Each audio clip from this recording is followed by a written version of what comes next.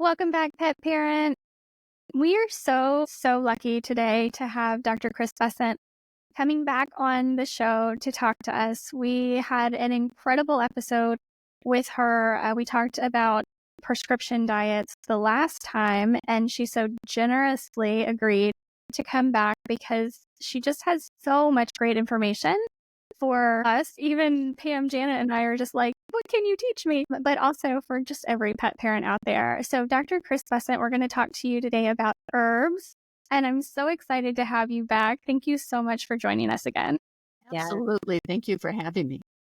Of course. I know Pam, Janet have plenty of questions to ask you. And I was hoping to kind of start out. One of the things that I really try to practice in my life and therefore be able to pass that on to other people I talk to clients, to whomever, is that nature provides. So to always look to nature first. And that kind of, you were talking a little bit earlier before we hit record about how you want to start with like, what is the absolute least, side effect thing I can do, and then move up to wherever your body needs you to go. And I think that's a perfect way to start because herbs are what nature gives us. Like that is the original medicine. It's not an alternative medicine like a lot of people would have us believe. It's the original medicine. And I would love to hear your point of view on that, if you don't mind. Yeah, absolutely. When I got into this, I was a veterinarian, but I didn't really grow up in this holistic sort of family. I grew up in a typical American family where you used pharmaceuticals when you needed it. We ate okay, but I don't think it was a big focus. But I really saw it with my patients, and that patients who ate well, healed well, and lived well. The root to that was less pharmaceuticals because they were doing such a great job with nutrition on a daily basis. And you're absolutely right. The majority of time we should get everything we need, micro, macronutrients, nutraceuticals, phytonutrients, all of that should be in the food that we consume.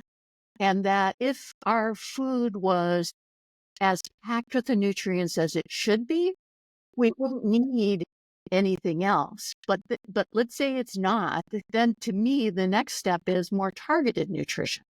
So for a young puppy or a young kitten who's growing, we know their brain is massively developing and that the brain is made up of so much of it is fat, and omega-3 fatty acids really support brain growth. There's no question in my mind that young kittens, puppies, even growing dogs until they're mature, should be getting elevated levels of omega-3 fatty acids, particularly DHA, which is one of the active forms. So you can get that from grass-fed meats, you can get that from seafood. And then I would say within seafoods, I would tend to pick things that are lower on the food chain. Salmon is a giant fish, and so it eats all sorts of other fish, and fish tend to accumulate toxins because toxins are oftentimes linked to fat. And so as this big fish is eating all these little fish, it's consuming all the toxins they may have consumed.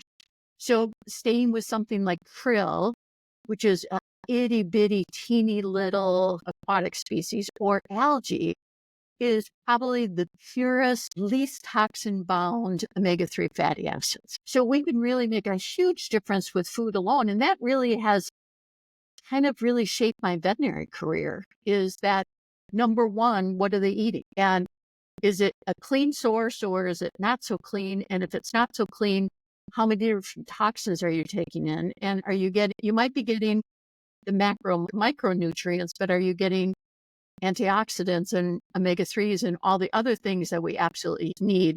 And then, as you said, you go from things that are non-toxic food, and then I would move to herbs, and then herbs and lifestyle changes, things like that, and then possibly some pharmaceuticals, but things that are short-term use for specific issues. And then if you really need it to go to surgery, absolutely. Thank God that we have it. But I feel and I've seen this throughout my veterinary practice, that pets that eat well have this really solid pyramid of health because they ate well, so their tissue is healthy and their bodies are healthy and their organs are healthy. So if they have to go through a surgery, if they have to withstand anesthesia, they're better suited to be able to do that. So their recovery is better. And I saw that as a veterinarian because it made me look so good. The pet parents who fed their animals really fabulous, those animals healed so quickly. And the pet parents who, for whatever reason, no judgment, why they couldn't feed them as well, those animals did not heal well. And they were much harder to get them back into a place of health again. And it's not that it couldn't happen, it just took more because their foundation wasn't as strong. Yeah, Can we well, and I want to let you guys loose, but you said one thing that I'm hoping to touch on really quickly. And we did kind of talk about it a little bit the last time when we were talking about the quality of food used in pet food, specifically pet feed, pet food. But you just said that we ate okay when you were growing up, but it wasn't a big focus. And I feel like so many of us feel that way. And I hear the exact same thing from a lot of people in regards to their dogs saying, oh, my childhood dog or my parents' dogs or my grandparents' dogs, they ate Old Roy or whatever, Purina forever, and they were totally fine. And I think that kind of ties in a lot to the changes that we've seen in the quality of ingredients going into pet food, but also the fact that just the baseline of food that we have now as a country, like our baseline of food when we walk into the grocery store is not as nutrient dense as it was even 50 some plus years ago. So we have to take all of those things into account as to why it's just not that easy anymore. I agree 100%. I think that we live in a really toxic world and it's only getting more toxic. I think we live in a world where we're not really investing back into fertilizer for our soils. So if you compared the nutrient content of, let's say, wheat from the fees compared to nutrient content now, it's dramatically different for people as well as for animals. So yeah, I think that I've always felt this, and I know you guys will resonate with this as well, that animals are the canary in the coal mine. That what is happening with our dogs and our cats with chronic disease is absolutely happening with our people as well. A dog and a cat, we see it so much quicker because they have such a shorter lifespan. So a chronic disease in a dog and a cat is seen at 7, 8, 9 years of age, where chronic disease in humans is in the 40s, 50s, 60s. But it's the same thing. It's that canary in the coal mine effect, which I think we need to pay a lot more attention to. Like I was just on a really amazing podcast for human health. And why did she have me on there speaking about it? Because she understood that what happens in animals is happening in our people. And because of their short lifespan, we see that whole dynamic occur in a 15-year time period, not in a 70-year time period, that it's harder to make the transition, and the gradual condition of going on to more and more chronic diseases takes longer, and it's not so obvious. Where in pets, it's obvious. And as I've said before, and you guys, I'm sure, feel the same, that cats are the most nutritionally abused creatures ever, anywhere. Like, once we domesticated them, we now treat them like omnivores, that they're not omnivores. And the majority of chronic disease that occurs within cats is exactly that, because we're feeding them like omnivores, not like carnivores, as well as the low-grade toxicities that are in our food every day that we eat, and so do our pets. So, herbs. You Yeah. mentioned herbs and lifestyle are what you would go to right after diet. And obviously, we just constantly talk about diet because I think we all agree it is the foundation. So moving on to herbs, I know, Janet, I know you had a ton of questions because you have this store, you have the shop, so you have these people Yes, are in and out every day looking at Herbsmith on the wall going, "What's that? What's that? Why do I need that?" Hopefully. If not, we're really good at suggesting and asking questions. But yes, so I'm looking at my list of questions over here, but going back to what you said, Dr. Bessant, about the different requirements that puppies have versus, adult versus senior. And then before we started recording, we were talking about my new puppy, Hope, who's 14 weeks. And I want to share with the audience that I already have started her at 12 weeks of age on Dr. Bessant's supplement, which is krill. It's 100% crushed krill. And one of the things I appreciate and really respect about your line, which is called Herbsmith, listeners, what I respect about it, Dr. Bessant, is that you are such a stickler in the very best possible way, meaning of the word, for no synthetics, none, zero. And in many of yours, you don't even have inactive ingredients. You do not have fillers. Mhm. So when pet parents are purchasing your herbal products, they know exactly what they're getting and they get their money's worth, because I have, as all of us have, we've evaluated so many herbs. And a funny story is, shortly after I'd started my store, I probably was 3 years in, and I came home and my husband had purchased something off of Facebook, and he bought 3, he can give you this deal now, and if you buy a second bottle, we'll get it to you at this percent, and if you buy a third bottle, we'll give it to you for free. And so he fell hook, line, and sinker for that, which I came home, and of course, y'all that know me, I am like even kill until I'm not. And so I evaluated the label, and it was something like total grams, or milligrams. I don't remember now, 120, let's say. And like 4 of them were actually ingredients and 116 were nothing. And, it spent $90 or something like that. So I wrote them an email to let them know my opinion and what I thought they were doing to the consumer, and most importantly to pets.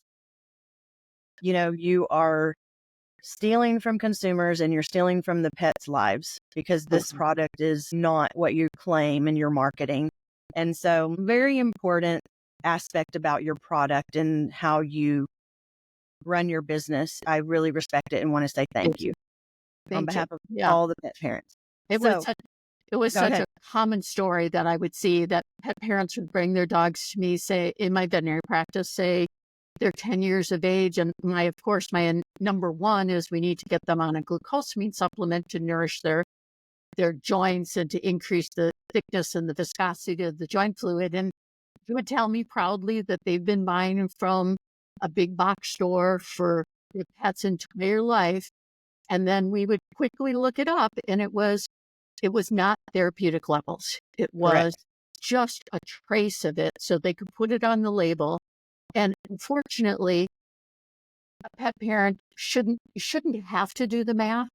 Mhm. They should be able to say that if it has hip and joint on it, that it's at a therapeutic level for hip and joint.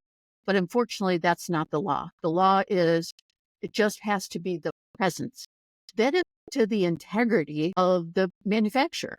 And I can tell you, I'm so glad that you appreciate that we do that, because Do. it costs us a lot more to make a good product that is therapeutic levels. And, I went through a whole PowerPoint of comparing the math, that a bag of hip and joint chews, it has very little glucosamine. You'd have to feed like 4 bags a day to be Wow. equivalent to what a therapeutic dose is. And then I'd say, okay, this container that costs $35 seems like a lot of money, but now you have to buy these bags, 4 of them a day, at $6 a bag. So that's $24 a day for a month. Okay, to get to a therapeutic level, what are you at? Now it's a ridiculous amount of money.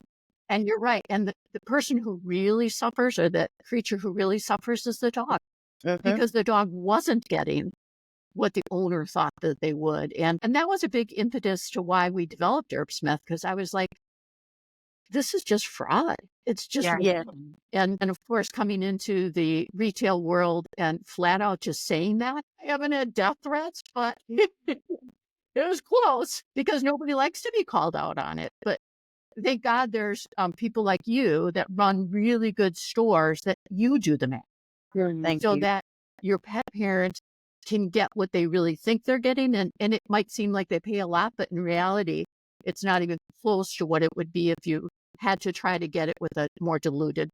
And Yeah, unfortunately, that's tons of money it because is. they didn't put it into the product. They put it into marketing. They put it into the marketing into their pockets. Yes. And, to your point about, the pet, I'll tell you a testimonial. I have a 13-year-old Australian Shepherd and CCL surgery when he was 4 years old and 5 years old. The second one followed 10 months later, and he recovered beautifully. However, I was thinking down the road, okay, what is this going to look like when he's 10, 11, 12? And he's a standard size Aussie. So he's, 65 pounds. And so thankfully I came across your product, and I wish that I could remember the how and my origin story with coming before Herbsmith in front of it. And, that I can't remember right now. But anyhow, I started him on that as a preventative, and too often we hear from pet parents and we're like, well, my pet's 10 years old, so I want to start something like Sound Dog Viscosity for hip and joint. And it's really a great day when we're visiting with our pet parents who love and adore their pets. And we share what we know with them about preventative care, and they see it. They see the future and they get it. So in Charlie's case, here we are, at 4 and 5, and then he's in for his senior appointment, and she did x-rays to see how he looked as far as arthritis went. And she was shocked. And the vet I see is somewhat integrative. So she's excellent, but she's open-minded. She knows a little bit about herbs, a little bit about integrative modalities. And what I appreciate about her is that I go in with my research, I go in with my questions, and she's never backed down or shied away. And she's open-minded, and she understands how I want to take care of my 5 pets. And she respects that and lets me take the lead, if you will, and gives me advice. And like you said, occasionally, though, we need to step in with traditional medicine. But anyhow, I'll stop. He had 0 signs of arthritis in his knees, his hips, his back, 0. And at 13 years of age. And it makes me feel really, really good because I'm so happy for him, for That's Charlie. amazing.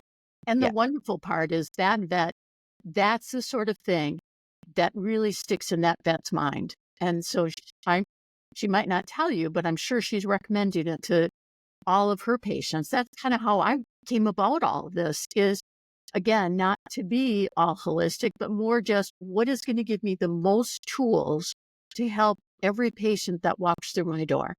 And with that came chiropractic and acupuncture and using herbs and talking about food therapy. And so it wasn't that I set out to do that.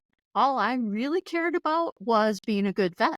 And I wanted to have as many tools possible with the thought process of being the least toxic tools possible first.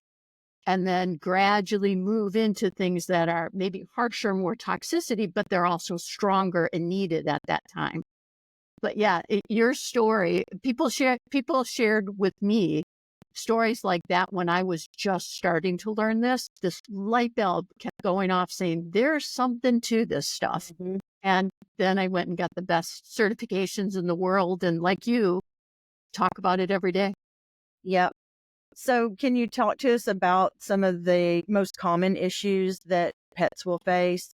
And then what herbs and herbal supplements you would recommend that our listeners go and look into and research? Gosh, that's a big question. It is, I know. And I showed you our shelf before we started because, we don't carry your full line, but we carry a lot of it. And it was the same for me. I'm like, okay, what? And for example, we always talk about the gut because 80% of the immune system is in the gut. So it's like that is a core herbal supplement in our store. So that's kind of where I'm coming from. Yeah. So let's talk about that. I would say number one is supporting health and wellness. So keeping that dog who is not having any problems from getting problems. And it's kind of looking at food and where's their shortcomings and then looking at the stage of life that they're in. So as a young dog, I agree with you 100%. We need to protect their microbiome and we need to constantly be enhancing it. So it's such a dynamic process that's going on. So you'll hear stories about one dose of metronidazole for diarrhea just blows out all of the good bacteria within the gut. But you weigh out, is it worth it or is it not worth it? And I think the other really important part is that it's always coming back as well. So, how does a puppy inoculate their gut? Because of course they don't have any bacteria within their body when they're in utero, because otherwise they would have abscesses. So they're completely sterile when they're born, but then they get the microbiome, that the bacteria that sets up shop within their gut from the tissue of the mom. So when they're nursing, there's bacteria around the nipple and around the mammary tissue that they're licking and ingesting, and then they're chewing on this and they're chewing on that. That's all good, normal, healthy things that puppies need to do to inoculate their gut. And then we can come, and if in the perfect world, right, the mom would be catching the rabbit and bring it back, and then the puppies would be chewing on it, and they would eat the gut contents, which would have bacteria. They would eat the hair, which would be fiber, but it also has bacteria on it. But we feed sterile food. And that could be a show in itself because it needs to be sterile, in my opinion, as well as the FDA's. And the reason being is not that the bacteria is bad, but because that food could sit in a warehouse for 6 months. And then it might go to your store and sit there for a month, 6 weeks, and then finally get to the pet parent. And then the pet parent opens that container and it could be 6 weeks of feeding from that container. So if bacteria were in there from the beginning, from the manufacturer, it would have this closed environment that bacteria would grow, grow, and grow, and grow, and grow. So by the time you opened it, it'd be pretty rotted and be so laden with bad bacteria, because you've got to think of anytime there's bacteria, it's like this culture, this fight, this war of good bacteria and bad bacteria. And bad bacteria would tend to win out. So now all of a sudden you open this bag and it's filled with salmonella. That's not great for your pet. So because of the fact that food is not consumed immediately, that it could be 6 months or a year before it's actually consumed, it needs to be sterile, clean. So we have to re-inoculate the gut with bacteria. And so chewing on things, fabulous. Lick mats, amazing. Licking each other, great. That's all developing bacteria that's going into their gut. And then we can utilize supplements like microflora to inoculate their gut with bacteria as well. So because of the way we feed them, we have to. That's one of those absolutely necessary supplements. Another one is glucosamine. Because in the real world, what would happen? That puppy would be chewing on the bone endings, and the bone endings have chondroitin in the cartilage. It has hyaluronic acid in the fluid. It has glucosamine in the fluid as well as in the cartilage. It has collagen from the tendons and ligaments. So every day that puppy, that young dog would be consuming those things. But in the way that we produce food, we're not using the end caps of long bones. Those are just getting thrown away or getting ground up into a meat and bone meal or a bone meal. So if we don't provide that as a supplement, then there is endogenous production. So there is production within the puppy's body. But if we want to maximize it, if we want to make sure that the body has everything it needs to support healthy joints, we have to add it to their diet. And then lastly, for a puppy, DHA. and omega-3 fatty acids. Is the brain is, fat brain is true. It's a lot of fat in your brain, in a puppy's brain. And for puppies to fully develop, they need to have high omega-3 fatty acids, particularly DHA. And DHA is one of those omega-3 fatty acids that carnivores aren't very good at converting it from plant-based sources like flaxseed or hemp seed. They eat that and they can't convert it from the inactive form to the active form. So it's a good source of oils. Great, wonderful, but it's not a great source of DHA. And I feel that all puppies need to have a DHA source, at least until they're young adults. So depending on the breed, at least a year, maybe 2 years of age. And then you could start to say, okay, well, now they also need it, because almost always when there's DHA, there's EPA. And EPA is one of the other omega-3s that is really important for soft tissue and the musculoskeletal system. So it doesn't go, the need for DHA doesn't go away, but now there's an additional need for EPA as well in the omega-3 sources. So to me, I would agree with you 100%. Healthy, good, whole food, but you need to inoculate the gut and constantly inoculate the gut because it's always changing. You need a high omega-3 source, particularly something low on the biodiversity or low in the food chain, as well as a glucosamine source. Nice. Great. Do y'all have anything to add to that? Well, I was just going to say, like, one of the common things that cats deal with is bladder issues Yes. and thyroid issues. Yeah.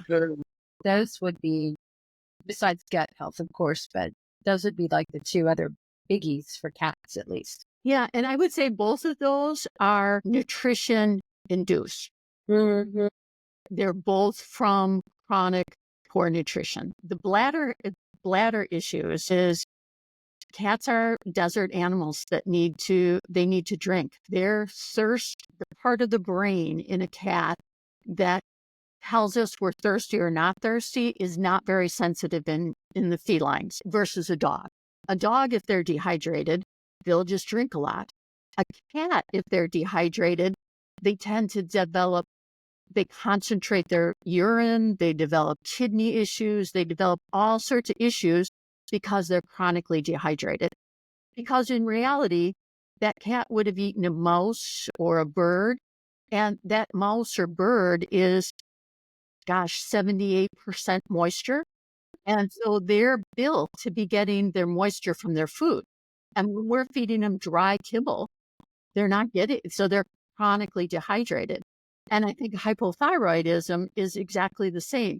It's high levels of iodine throughout their lives. It's the chronic heavy iodine levels slowly but surely start to affect the thyroid. So now the thyroid is working in overdrive with all of this iodine, and we need to bring those iodine levels down, and that will help to diminish hyperthyroidism in cats. Because hyperthyroid, too much thyroid, it happens in old cats. You don't see it in kittens. You don't see it in young cats. It's old, chronic.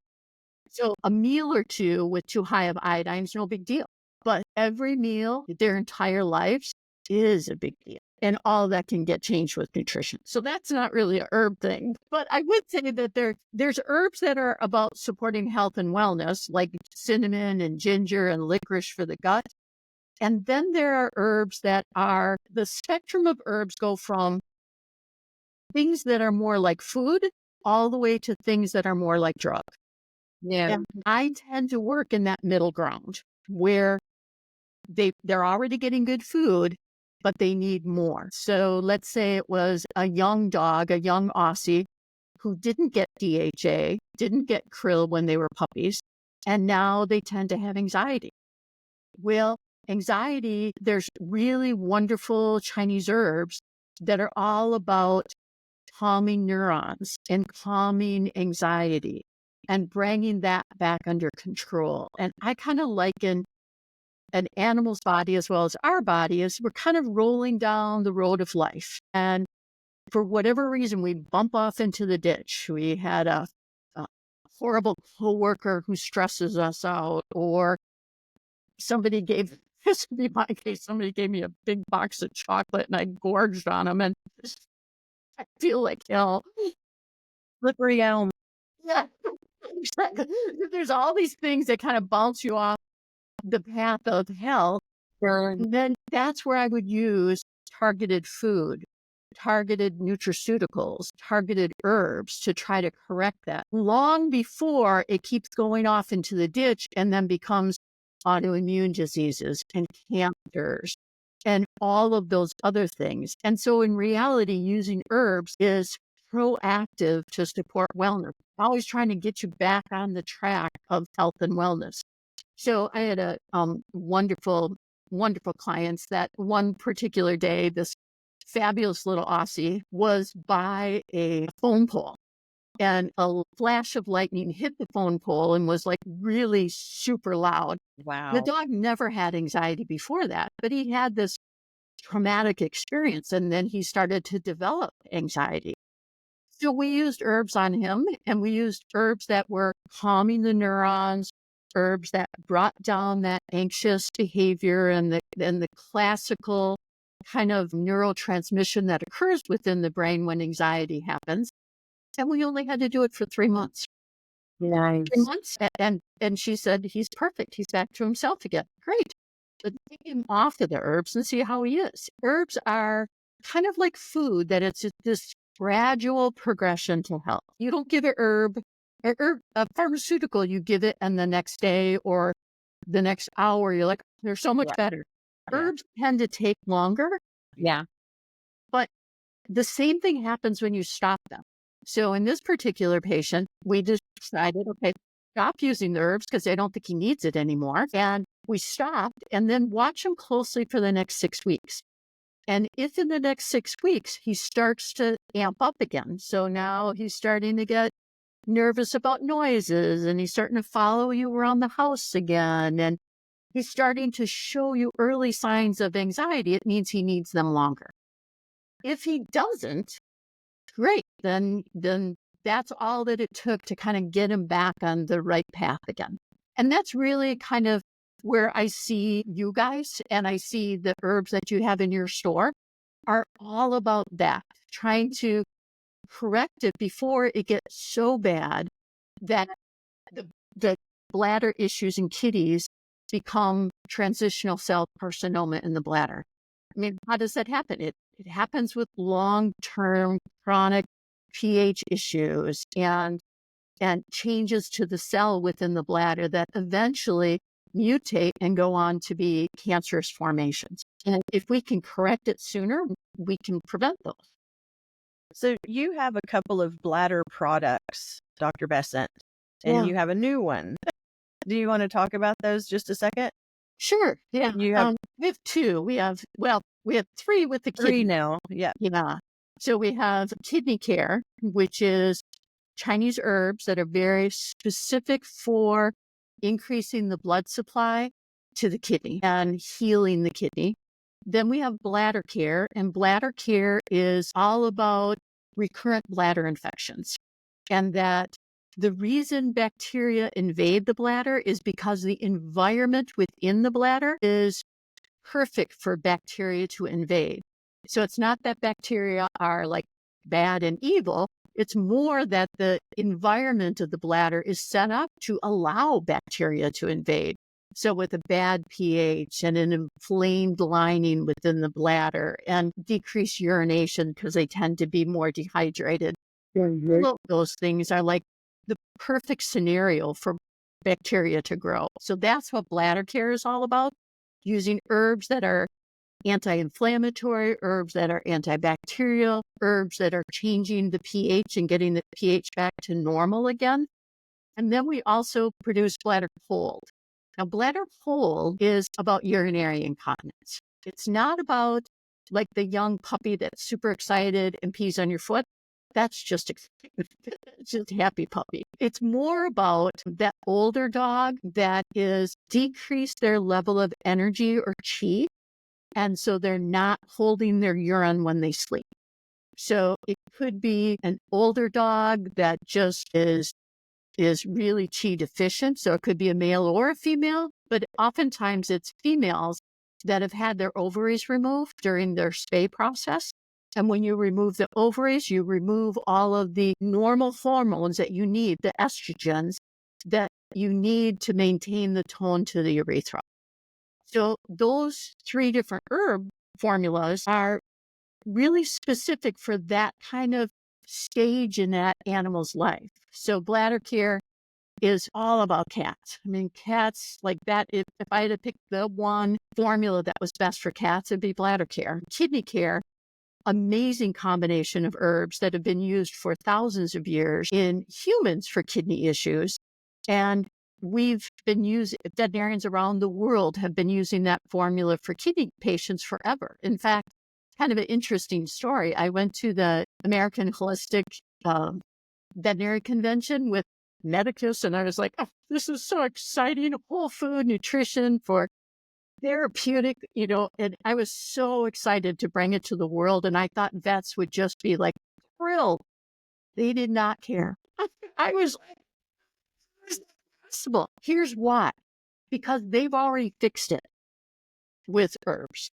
So they didn't need a targeted low phosphorus diet because they were already using herbs that healed the kidney, and then the kidney started to function normally. And it took me a minute. I was taken aback by it, but then I thought, wait, in my veterinary practice, did I recommend CD and these other kibbles? I didn't. And I fixed them off with the herbs themselves. Wow. And so then it dawned on me, I got the wrong target audience. Yes. You need traditional veterinarians that want to use nutrition as a tool because they don't have the herbs that us holistic veterinarians have. Mm-hmm. That was an aha moment. It really, it was sad. It burst my bubble, but I survived and went, okay, we got to change our marketing here. Regroup. Yeah. And kind of what we tried to do with HerbSmith is look at big categories of disease and dysfunction. And is it something that one particular herbal formula works really well for? Or, for example, in autoimmune diseases or in cancer, there's not really just one herbal formula that fixes it. It could be 20 different formulas, all dependent on what's going on with that pet. So you're never going to see a cancer formula from HerbSmith because there's not just one. And we'd be doing everybody a disservice to say that it was, because that's something where you really need to do a tongue and pulse evaluation, a thorough exam, a thorough history to figure out where did we bump off the road of life and what field did we drift off into that developed that cancer, and how can we bring them back? Or at least how can we make their lives as comfortable as possible if it's been going on for a long time? Yeah. So I want to ask you a question. When you mentioned the patient, I guess in this case, it was the little Aussie that had the traumatic experience and became anxious. When you mentioned the herb, was that one from your, like, truly your traditional Chinese herbal toolkit? Yeah. Not anything that we see like in the pet stores. No, let me tell you that every single thing that you have in your pet store is from a traditional formula. Right. So when I developed the HerbSmith line, particularly for pet stores, I said, what are the tried and true? What are the formulas that all veterinarians all over the world use for? In that one, it was Comshen. It's Comshen in your store. And if you were to go to the traditional formula, it's called Tianwan Bujandan. Okay. A regular holistic vet would send you home with a bottle of Tianwan Bujandan. What we wanted to do is bridge that gap. Yes. That is an amazing formula that's super safe, that works really well, that the Western medicine is very close to the Chinese medicine. Any dog with anxiety, for the most part, is going to get better with this combination of herbs. And then we put an easy to say name on it. So then we put Comshen on it so that people could say, my dog needs Comshen. Instead, if they had to say, my dog needs Tianwan Bujandan, they wouldn't do it because They one, can toss it in. they'd have No. to pay it, they'd have to sell it, and they would feel silly asking for it. So that's really how we kind of brought it together. So there are things like I would say that anxiety, Calm is the number one formula that most veterinarians in the world use. There's also another really great formula that's more about anxiety with aggression. So if a dog has aggression and anger and anxiety, the Calm is going to help. It's not the ticket. You've seen it. When it's the right one, Yeah. boom, Immediate. within Yeah. like a week, they're calling you and say, I can't believe how good my dog is. Mhm. For a dog that has anger issues, there's another great formula that's available that is very commonly used for dogs with anger aggression, but that one is one more that you would need to be either with a healthcare professional or with a Yeah. veterinarian that would recommend it. Not so much because the herbs would be toxic or anything like that. They're extremely safe, more because now you get aggression involved and the potential for somebody to get hurt. So you really need to be sure that that is the right. So we, at Herbsmith, we have Okay. everything from the simpler herbs where the herbal formula very much matches the Western thought process of it. So it's easy to identify. And then we have Herbsmith RX, which is the more toxic herbs. It's more the herbs that are very specific for a very specific patient. Vets don't even keep in their offices. They would order it. They would identify the patient. They would identify this herbal formula would be really good for them. Then they would order it and have it sent to the owner because it's so infrequently used. That was my next question, was about, usage. So daily use, intermittent use, a couple of times a year, like for example, a microflora, daily pre and probiotic.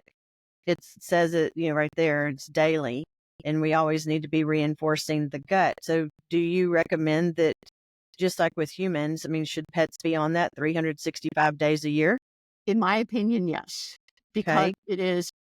because the gut is always being challenged Very by good. necessary Yeah, chemicals, it's true. toxins in the food. I hate to get all dark about it, but glyphosate's in everything. And what does glyphosate do? Glyphosate damages, it's an antibiotic. And so in all of our food, in all of our pets' foods, they're getting an antibiotic every day that's Ugh, killing their gut. And interesting, I think you guys will find this really interesting. You know that how GLP-1s are like so common now to yes. use for weight loss? Well, GLP-1, it's a hormone. And what damages that hormone? Glyphosate. Isn't that fascinating? That glyphosate is pervasive in any grain that you're going to eat that's not organic, and it's going to be damaging not only the bacteria of your gut, but also the hormones that are produced within your gut, That's frightening. like GLP-1s. Yeah. Why is it that almost everybody in the population does well with it? Because we're all eating toxic food, unless you're eating 100% organic all the time. Wow. So what of the herbs that are commonly suggested, for example, milk thistle, if you would talk about that? And we know we have your little card and it says to at least use it seasonally, like twice a year, maybe spring season, fall season, when allergies are at their height. But of course, here in Central Texas, allergies seem to always be, a problem. So is it daily? Is it seasonally? Is it cyclical? What can you say about something from milk thistle and talk about like what that's used for? Yeah, I would say you have to think of milk thistle as a detox. And so I think there's so many ways that you could use milk thistle, and a lot of it is dependent on your animal. So, for example, if you're in an area that has never has a winter, so you never have a frost, you never kills the fleas, and so that pet parent decides that I need to use something like Frontline, something like that, a monthly. Then you give milk thistle 2 days before, the day of, and for 3 or 4 days after. So it's saying that I know I'm going to be giving my dog a necessary toxin in their opinion, because of the risks that come with ticks or with fleas. But then I'm going to use milk thistle to detox the liver. I'm going to help the liver be able to do what it needs to do. So I would use milk thistle in a bolus, so like a 5-day time period, for vaccinations, for heart guard, for frontline, for if they need to take antibiotics, if they need to take any chemical that the liver needs to detox. If my neighbor is insistent that they need to put lawn chemicals on their lawn, and yes, it might be sprayed on their lawn, but it's seeping down into the water table that my dog is then drinking, and he's walking in the puddles that are formed. So I might use it when they spray their lawn. I might use milk thistle for a while. So you can use it preventatively to help detox. Or if your dog has a liver issue, you can absolutely use it every single day the rest of their lives.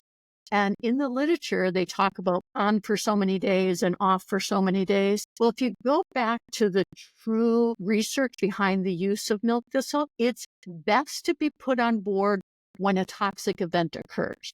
If you know that you're going to be vaccinating, you're going to be using HeartGuard or Frontline, give it to them before and then after. And so you're arming the liver with the strongest strength it can to detoxify. If you're going to use it long term, the thought process is that they're constantly being exposed to toxins, to glyphosate, to pesticides, to all sorts of things. And I'm just going to always have that on board so that they can detox as needed. Does milk thistle come into play when you have a pet who's had some liver compromising event like liver failure? Absolutely. Absolutely. It's not only preventative detoxifying, but then it's also hepatoprotective and nourishing to the liver. So you could absolutely use it when they have a liver issue.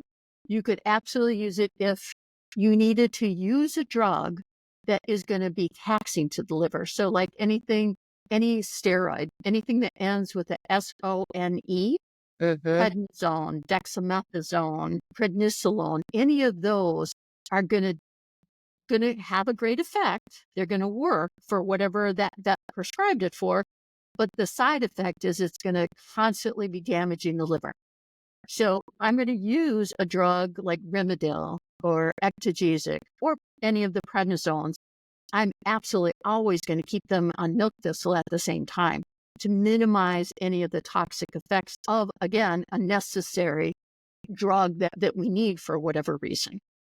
So one story comes to mind, again, it's my Charlie, my 13-year-old, but he was given a very, very common prescription for kennel cough at the age of 1.5.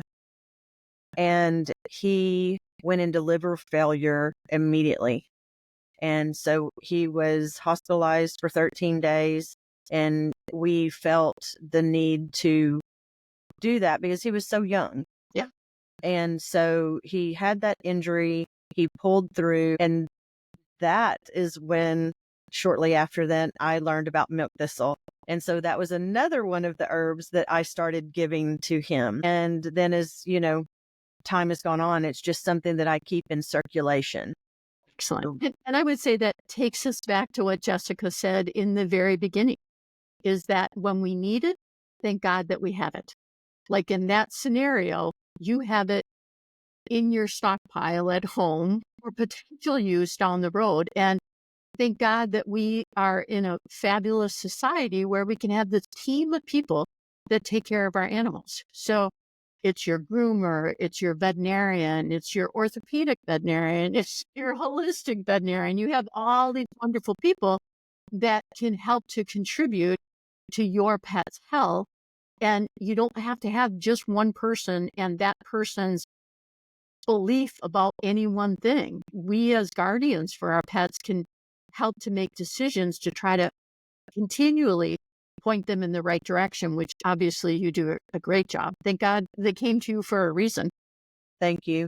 Pam helped me recently with we have a 15-year-old Maltipoo that we rescued years ago. we believe that it happened when we went for a walk in our neighborhood, very common in our neighborhood.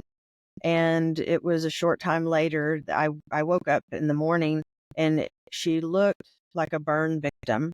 No. She had licked and bitten and scratched apparently all night long, and she had removed the hair from her hind quarters and under her tail. And Pam did her what she does best and tested her, and she came up positive for pesticides.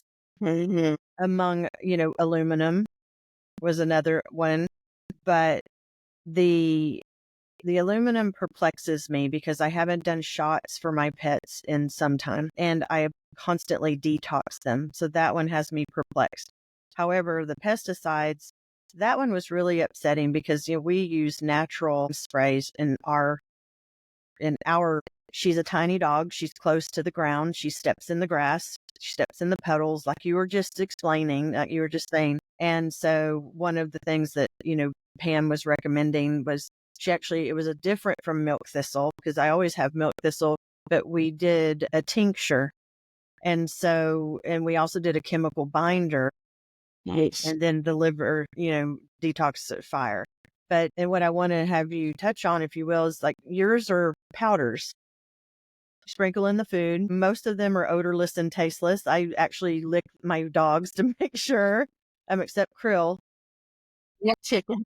I do not lick the Krill. But why? What was the choice behind powders versus tinctures for you? Yeah, I would say that tinctures are stronger. So you have Tried more of the active ingredient in a smaller volume. So you get a lot more strength. I like the powder because the powder is, as you said before, there's no fillers or anything in it. It literally is the roots, the barks, the berries that are ground up into a powder and then mixed together. So you have the active ingredients and the inactive ingredients. And I think that that's part of why herbs are so non-toxic, how they don't have nearly the amount of side effects that you would have in a pharmaceutical, because if you go with the powder, you're going to have the cellulose from the berry, and you're going to have other inactive ingredients of the bark that's there to help as God's way or nature's way of having a active ingredient that is going to affect the body, but then also has the inactive ingredients to keep any of the negative side effects down. So in Chinese medicine, you'd have this big pot of barks and berries and nuts and fruits, and you would boil it and boil it and boil it, and the water would mist away, and then you'd fill up the pot again, and you'd boil it and you'd boil it and you'd boil it, mist away, fill up the pot again, boil it and boil it and boil it, and then that would be the tincture. That would be what the patient consumes, or in our environment, that would be the tincture that is made. And all of the cellulose and the bark and the inactive ingredients are basically just thrown in the garbage. So tinctures are stronger, which are really great for cats because you don't need as much. So here, our powder, that is a whole teaspoon compared to a drop or two of a tincture. The downfall to that is it's a little more specific. It's a little stronger in that it has a stronger taste. If you were going to have negative side effects, you could tend to have more because you have a stronger tincture than what the powder is. And that's why I like the powder, is because I like it because to me, it's just like food.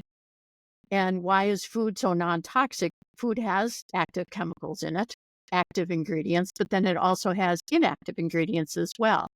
And so you think of food as, beef and apples, and then you go ginger and cinnamon and licorice, and then you get more and more specific. And so using the powder, it's more like whole food. So that's why I elected to do it, especially in over-the-counter herb, where you think that's exactly what it's going to be, but I want to make sure that we do no harm. That if you give any one of the Herbsmith formulas to anybody and it's not the correct formula, it's just not going to work. That's better than causing a negative effect. I'm glad you said that. Yeah, So if it doesn't work, it doesn't resonate, it's not the right application or exactly. Yeah, okay. you think it would, and logically it makes sense that it would be. It'd be kind of like calm Shen in that fear aggressive dog. The calm Shen is going to help because there is anxiety involved with it, but it's not going to resolve it. So then Janet would call me and I'd say, okay, we're going to use Chahu Longu Muli Tong, and I will send you some of that. And then you would use that and be like, wow, that was the ticket. That's going to make all the difference in the world. I guess that's the same as, CBD is wonderful as it is when you get the right product, because just like we said at the beginning, there are so many supplements on the market, but they are not created equal. And this is so true in the CBD world, but CBD doesn't work for 100% of the pets. And I had this recently happen. I literally, over the weekend, a customer called and texted me because she was about to board her plane and her little dog was going ballistic at the airport and she couldn't get him into the kennel. He wouldn't stay in the kennel. He was barking crazy and she didn't have CBD with her. And I said, go find a store in the airport that sells essential oils and get lavender if they have it and try that, put it in the ear flap. And she called me, I think 30 minutes later, and she's like, you will never believe I found some. I put it in the ear flap and oh my God, she goes, thank you so much. He's in his kennel. He is knocked out. That's what a great story. It was, and I cannot make that up. And That's so she put it like all over his bed. And I was like, okay, don't overdo it. yeah, You're going to, of his life. I don't know how the people on the plane can stand you with so much lavender, but I think your story about if it doesn't work, it's not right for that pet. And that can be applied to so many things. And I love that idea because if the first herb that, as a herbalist, the first herb that I pick that makes logical sense to me doesn't work, that gives me some really valuable information. Then I'm like, oh, well, it's not what I was thinking. I need to go back and reevaluate and think of some other possibilities behind that. And that's really, in my veterinary practice, that helped me really refine my craft and really understand which were the best herbs that work the best by seeing what happened. And based on what happened, it helped me decide where I should go. And I would say that because herbs and because food is so gentle but effective, you have to be a little smarter about it. Anybody can throw steroids at something. Yeah. And steroids will make everybody feel better for a short time. Yes. Without a question, that dog's going to stop itching and it's going to look great. And then 2 weeks later, they're peeing all over the house. They're panting like crazy. They have all the negative side effects. And unfortunately, as a society, we love that because it's very quick. Like just stop him from doing that. Yep. But in the long run, it's much worse than if they had taken the time to get the right food and the right herbs and everything else that's more gentle first. Again, going the most gentle to the most extreme. Do you recommend using herbs while they're on something like that, like a steroid or an antibiotic? Yeah, absolutely. Like I feel, again, back to we have a team of people that are helping with us, with our pets. The majority of herbs are perfectly fine with any pharmaceutical. And I would tell you that every single day I get calls from different stores and pet parents saying my dog is on X, Y, and Z, and is it okay to use this, that, and the other? And I would absolutely reassure them that yes, there's absolutely nothing that could correlate or could have negative interaction. There are some herbs that do have negative interactions, and those are the ones that are more on the drug side, that are more by prescription only, that you need a licensed professional that has a client-patient relationship with that dog to know if it's worthy of using that herb. That's a good differentiation there. So I have one more question in my onslaught of questions. Okay. And it's about pet parents who are just starting to dip their feet into the herbal realm. because what you've said has just been a perfect segue with each question, because you just mentioned how we're so accustomed in Western civilization to, we have a problem and we go to the doctor and we're given a prescription and boom, you have a headache, it's gone. You have anxiety, you take this and it's gone. You start itching or have a breakout, put this on it, it's gone. So this question centers around a typical time frame that pet parents should expect to start seeing results. And I know that's different based on, like, for example, we talked about the gut earlier and how important that is for well-being.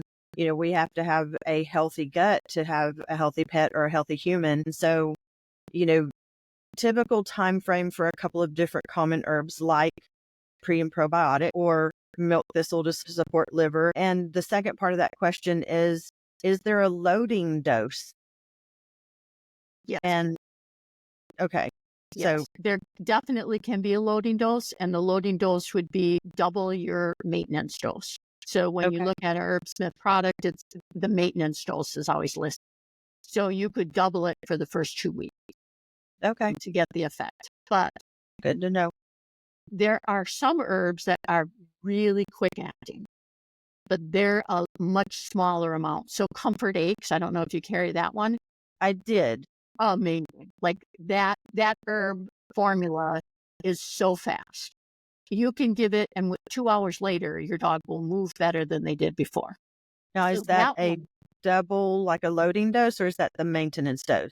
even just the maintenance dose, has a really, really quick effect. And why is it? It's pain relieving and anti-inflammatory. And so it has a really fast effect. The majority of herbs, I would say 70% of herbs, are in that 4 to 6 week time period.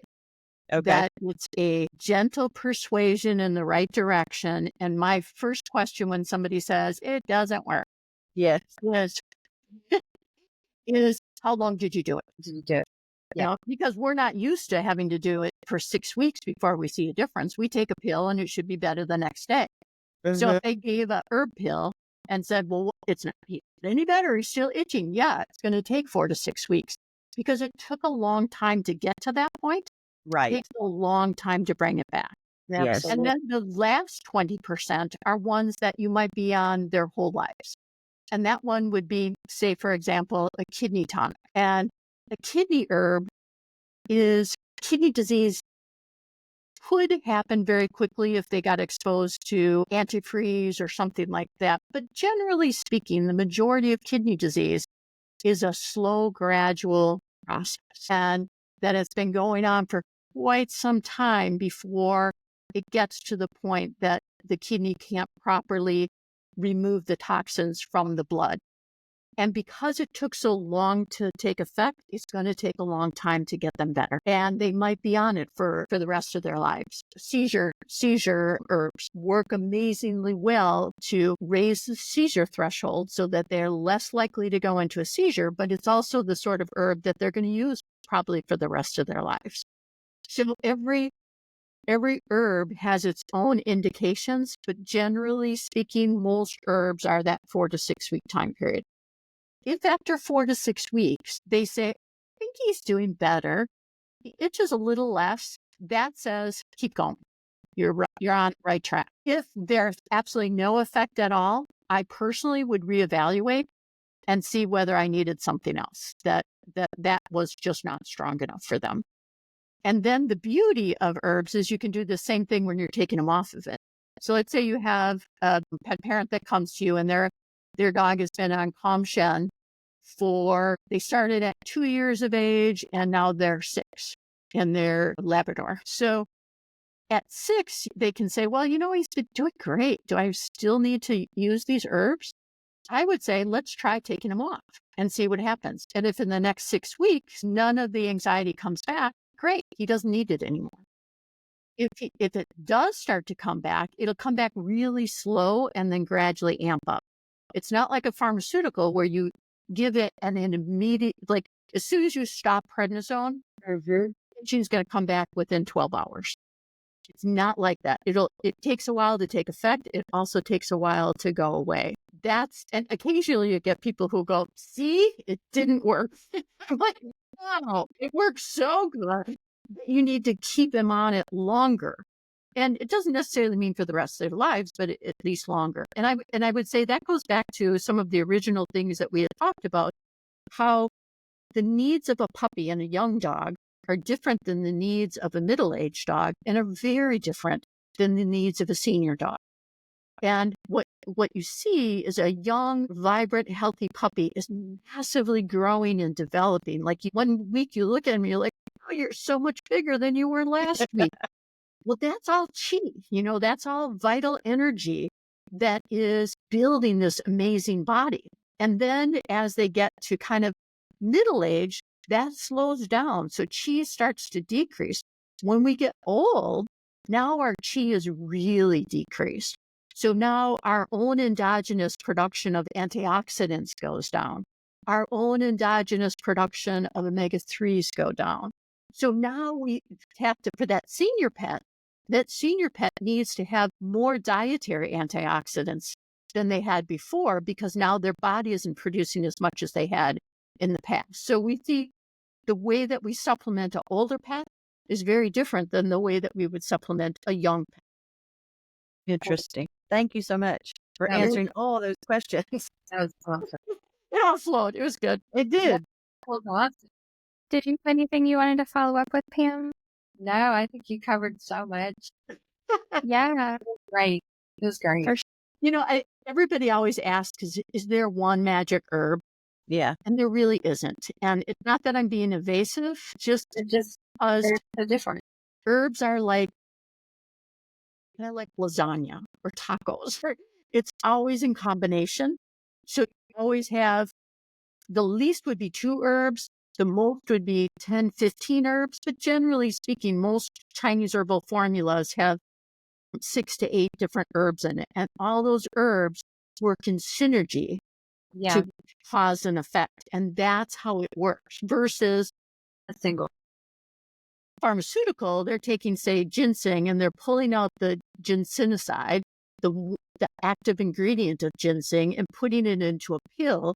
And then you take that pill and you get a really fast effect, but you get all the negative side effects as well because you pulled out all the good stuff that amp the negative side effects.